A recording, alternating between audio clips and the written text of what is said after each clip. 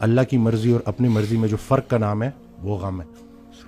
جیسے میرے پاس نا یہ سٹوریز ہیں, کیونکہ مجھے میرے پیشنٹس نے بڑا حوصلہ دیا لوگوں کو, کیونکہ میں اس کو بھی ایڈمٹ کروں گا کہ لوگ سمجھتے ہیں کہ جیسے میں پیشنٹ, یہ دو طرفہ ہوتی ہے.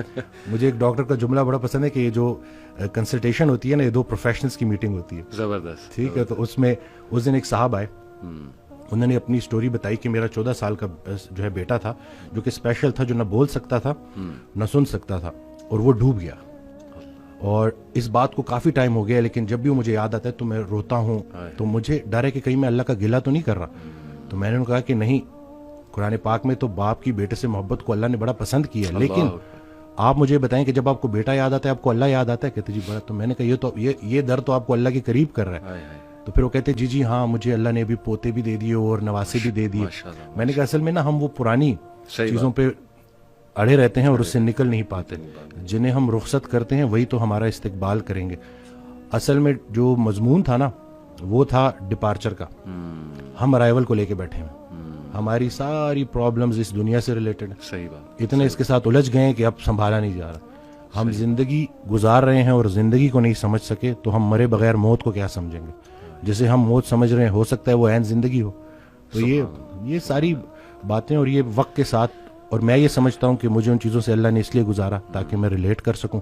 میرے پاس کوئی انگزائٹی والا آئے تو میں اس کو پراپر توجہ سے سنوں, کیونکہ مجھے پتا ہے کہ مجھے نہیں سنا گیا تھا. بندہ جب خود پین میں ہوتا ہے تو دوسروں کے لیے بھی نرم پڑ جاتا ہے. یہ it's so refreshing to hear کہ ماشاءاللہ doctor talking about spirituality and getting nearer to اللہ سبحانہ و تعالیٰ. Really I am very inspired doctor صاحب. اللہ تعالیٰ آپ کو ہمت دے, جزائے خیر دے. یہ جو باتیں آپ نے کی, میں نوٹ کر رہا تھا کہ قرآن مجید میں, بلکہ اکثر میں جو میرے پاس لوگ آتے ہیں نا کاؤنسلنگ وغیرہ کے لیے, انہیں میں سمجھاتا ہوں کہ دیکھو قرآن میں کوئی بھی ایک سٹوری بھی ہوپ لیس نہیں ہے. سبحان اللہ. دنیاوی نتائج کے حوالے سے بھی, ایک تو ہے نا اخروی نتائج کے حوالے سے تو ہوپ لیسنس ہو ہی نہیں سکتی مومن کو, دنیاوی نتائج کے حوالے سے ہوپ لیسنس نہیں ہے. آپ دیکھیں حضرت یعقوب علیہ السلام, ان کا غم اس لیول کا تھا کہ اتنا روئے کہ اندھے ہو گئے, لیکن ایٹ دی اینڈ بیٹا بھی واپس ملا, بادشاہ بن کے واپس ملا, اور بینائی بھی واپس آئی. حضرت ایوب کا میں تفسیر پڑھا تھا ڈاکٹر صاحب, بھی سورہ انبیاء میں کافی انبیاء کو اللہ تعالیٰ نے ڈسکس کیا ہے. اسماعیل علیہ السلام, ذوالکفل, سلیمان, داؤد, سب کے بارے میں نا پھر اللہ کہتے ہیں کل من الصابرین, all of them were patient, اور اللہ تعالیٰ نے ان پہ رحمت کی. بہرحال تفسیر میں پڑھ رہا تھا کہ ایوب علیہ السلام کو اللہ نے بہت پین سے گزارا, یعنی وہ رو پڑے, اور انہوں نے کہا کہ ندا لگائی جب انہوں نے کہ انی مسنی الضر وانت ارحم الراحمین, کہ اے میرے رب تکلیف نے مجھے چھو لیا ہے اور تو بے شک تمام رحم کرنے والوں میں سے رحم کرنے والا ہے.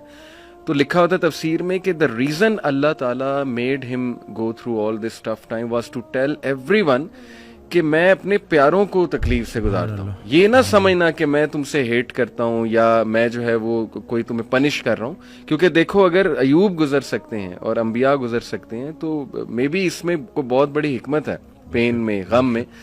تو لیکن یہ کہ اینڈ میں ریلیف آیا. اللہ کہتے ہیں ہم نے اسے ریلیف دیا اپنے بندے کو, اس کے اولاد اسے واپس کی, وائف تو ساتھ تھی ہی لیکن یہ کہ اولاد بچھڑ گئی تھی. اسی طرح آپ دیکھیں زکریا علیہ السلام, اولاد نہیں تھی, رو پڑے. مریم علیہ السلام کو ایک دن دیکھا کہ ان کے پاس پھل ہیں, بے موسمی پھل ہیں, تو دل میں خواہش کی اور نماز میں اللہ سے دعا کی کہ اللہ اگر تو بے موسمی پھل دے سکتا ہے تو تو مجھے اولاد بھی دے سکتا ہے, تو اس پہ قادر ہے.